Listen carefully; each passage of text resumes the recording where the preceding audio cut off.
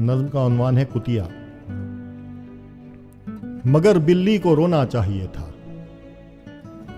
मुझे होशियार करके ही उसे उस रात सोना चाहिए था कि वो घर में है, वो यानी मेरी मौत। उसे कुछ भी नहीं करना पड़ा, मुझे तो सिर्फ लम्हा भर की उस शर्मिंदगी ने मार डाला।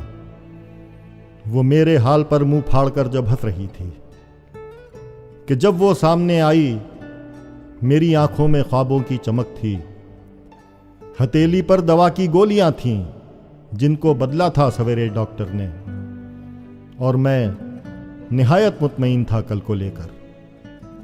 यह मंजर यूं नहीं कुछ और होना चाहिए था, और बहुत मुमकिन है होता भी अगर मुझको जरा होशियार कर देती वो कुतिया, वो मेरी बिल्ली।